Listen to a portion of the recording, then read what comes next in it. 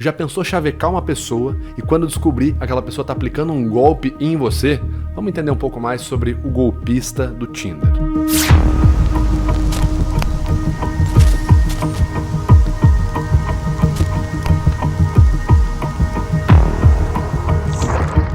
Fala pessoal, beleza? Meu nome é Vitor Santos, eu sou especialista em linguagem corporal e investigador profissional e perito técnico das microexpressões faciais. E você está no canal Metaforando, o maior canal de linguagem corporal do mundo. Hoje vamos falar sobre a série O Golpista do Tinder.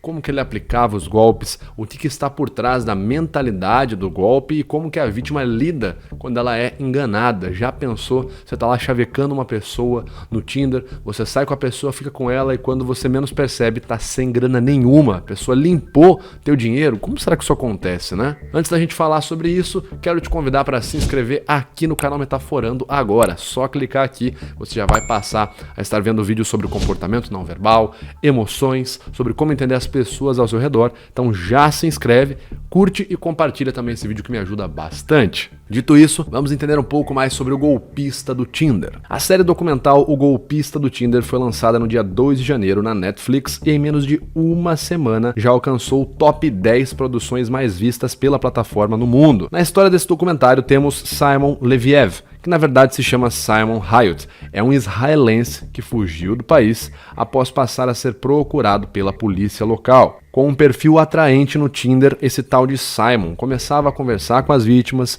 rapaz vira e mexe inventava umas histórias que ele era filho de magnatas, magnatas da área dos diamantes israelenses russos. E as vítimas acreditavam e quando elas menos percebiam, o magnata, dono da loja de diamantes, estava pedindo dinheiro emprestado para elas, alegando alguma urgência, alguma crise. E quando elas emprestavam o dinheiro, o cara sumia com toda a grana delas. E assim ficou conhecido o famoso golpista do Tinder. Primeiro a gente tem que entender o seguinte, como que funcionava o esquema do Simon? Vamos observar com um pouco mais de atenção. Para aplicar esse golpe, Simon tinha um esquema muito elaborado. Ele encontrava essas mulheres no Tinder e na sua rede social as fotos já indicavam que ele seria um cara rico que vivia uma vida de luxo. Ou seja, ele já criava um primeiro contato visual emocionalmente apelativo. É basicamente uma propaganda ou marketing de imagem que a gente faz hoje em dia no Instagram, onde todo mundo mostra que é muito feliz, tem muita grana, enfim. A imagem geralmente é utilizada por golpistas para criar uma autoridade. Eu mostro que eu estou viajando, que eu tenho muita grana, que eu estou cada dia num lugar, que eu estou em restaurantes, hotéis muito chiques, muito caros. A autoridade que eu vou criando na sua cabeça é de que eu tenho poder, de que eu sou alguém importante. E aos poucos você começa a olhar para mim com um certo respeito, Você começa a olhar como se eu estivesse um degrau acima de você. Quando as mulheres buscavam o nome do Simon no Google, se deparavam com a informação de que ele seria um magnata do ramo dos diamantes, que teria herdado tudo de seu pai. Nos primeiros encontros, Simon fazia questão de passar para elas a impressão de que era muito rico. De novo, ele gerava aquela primeira imagem de autoridade. Então ele marcava os encontros em hotéis de luxo, restaurantes bem caros e sempre bem tratado, até mesmo com uma equipe de segurança em volta dele. E aí o que ele fazia? Ele mantinha o comportamento por uma constância, que é isso que os golpistas fazem. Eles nunca vão pegar a sua grana na hora, porque quanto mais tempo eles ficam te enganando, mais grana você vai dar para eles em algum momento ou mais eles vão arrancando de você. Portanto, ele fazia esse mesmo comportamento por alguns meses, Ele ia lá pagando os restaurantes, pagando os jantares, os hotéis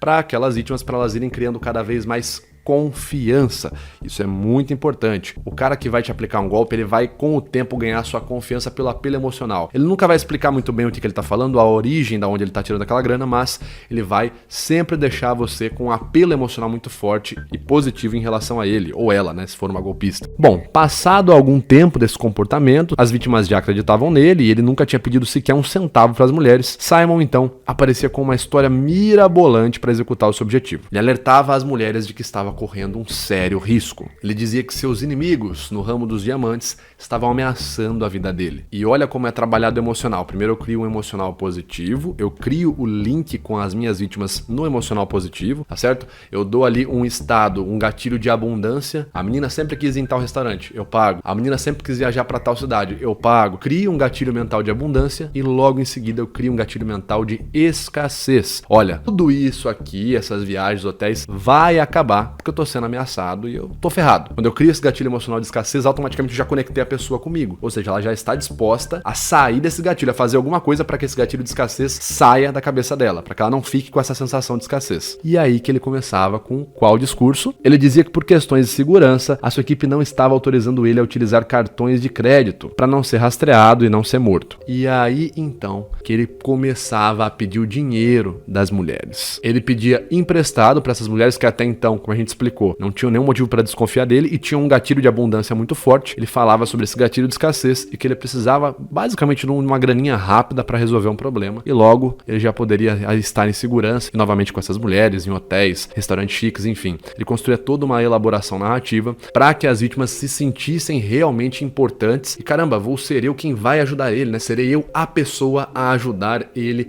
a sair dessa situação. E então as vítimas começavam a dar grana, né? Imagina, você gosta de uma pessoa, você tá meses saindo com uma pessoa, ficando com ela. Fora todo o deslumbre, toda a magnitude, hotéis, restaurantes caros, ainda existe o amor que você tá construindo naquela relação. Alguém te pede ajuda e no momento que você está amando a pessoa, e como a gente sabe, os primeiros meses de um relacionamento é como se o nosso cérebro tivesse alterado, né? O estado de paixão é como se você estivesse sob efeito de droga, você não raciocina direito, você tem mais ativações emocionais e menos ativações lógicas no cérebro, claro que você vai ajudar. E ele pedia então cada vez mais dinheiro, alegando que sua vida estava cada vez mais em risco, passando sempre aquela sensação de urgência. Guardem isso, golpistas passam muita sensação de urgência. Não, tem que ser agora, mas a grana tem que ser depositada até o fim do dia de hoje, porque essa promoção vai acabar, porque isso é hoje, isso é agora, para que então você acabe dando a grana para eles e eles sumam. Inclusive ele fez essas mulheres pedirem diversos empréstimos para diferentes bancos, gerando enormes dívidas para que elas pudessem, entre aspas, ajudar ele. E depois que elas começaram a insistir para que ele devolvesse o dinheiro, ele começava então a passar cheques com valores muito mais altos do que elas haviam emprestado para ele, mas para surpresa delas o cheque nunca podia ser resgatado. E então ele sumia e abandonava as vítimas. Estima-se que dentre todas as vítimas ele tenha gerado um prejuízo ali somado de até 10 milhões de dólares. E além disso ser considerado estelionato, o que ele fez, existe uma outra condição recente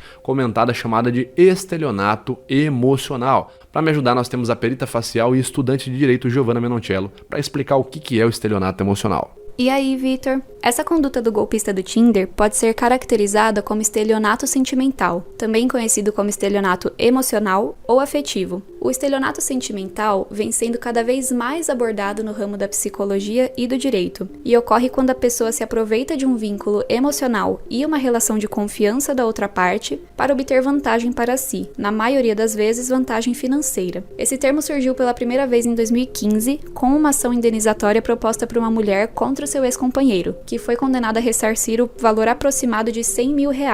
O Código Penal atualmente não traz especificamente o termo estelionato sentimental, apesar de já existir projeto de lei para isso. Então, se a pessoa responder na esfera penal, ela responderá somente pelo crime de estelionato, previsto no artigo 171, com pena de reclusão de 4 a 8 anos e multa. Porém, na esfera civil, já existem diversos julgados reconhecendo o estelionato sentimental. É possível mover uma ação requerendo uma condenação por danos materiais, de modo que o réu devolva todo o dinheiro e bens obtidos através da aplicação desse golpe, e por danos morais, uma vez que essa conduta configura lesão aos direitos da personalidade do indivíduo e gera um forte abalo psicológico, principalmente pelo fato desse golpe ser estruturado com base numa relação de confiança e vínculo emocional entre o golpista e a vítima. E para completar, na visão de vários psiquiatras, o estelionato é uma manifestação do grau leve de psicopatia. Isso porque o fato de você enganar alguém para obter vantagem ilícita, levando a pessoa ao erro, demonstra uma grande falta de empatia. Você não está nem aí para outra pessoa. E a falta de empatia é justamente a principal característica da psicopatia. No caso do Simon, imagine a frieza. Ele se relacionava por vários meses, né, com aquela mulher, enfim, com mulheres diferentes. Conhecia informações pessoais, até mesmo familiares. Para algumas delas ele prometia até mesmo construir uma família, buscava apartamento para morarem juntos. Durante todo esse momento era apenas um golpe. Ele via essas mulheres se endividando cada vez mais, tendo cada vez mais problemas psicológicos, a saúde mental delas indo cada vez mais pro brejo, e mesmo assim ele não manifestava nenhuma emoção de preocupação com nenhuma delas. Poderia ser um grau de psicopatia?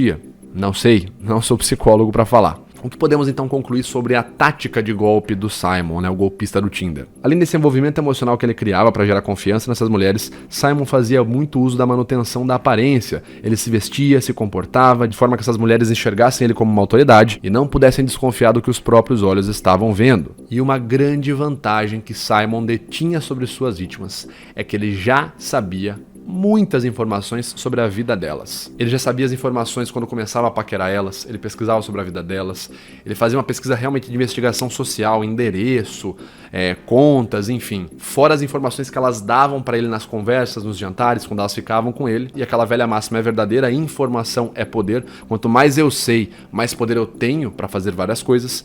E todas as informações que elas sabiam dele eram falsas. Então isso é muito importante também, lembrar do controle de informação, nunca sair dando informação, especialmente informação muito sensível, endereço, informações familiares, informações financeiras para pessoas que você não conhece muito bem. E um segundo ponto aqui para finalizar, sobre a tática do Simon, ele fez muito uso do apelo emocional, primeiro no extremo positivo e depois no extremo negativo. Então tenha muito cuidado com pessoas que comunicam com você apenas no gatilho emocional. A pessoa te explica algo e ela fala como isso é muito importante, como vai salvar vidas, como é algo majestosamente benéfico, ou ela fala como a coisa que o outro faz é totalmente execrável, é digno de ser algo que vai acabar com o mundo. Quando alguém tem esse diálogo muito levado pro emocional, pode tomar cuidado que essa pessoa está querendo ganhar sua grana ou a sua atenção para ganhar a sua confiança e fazer algo com isso que vai beneficiar apenas ela.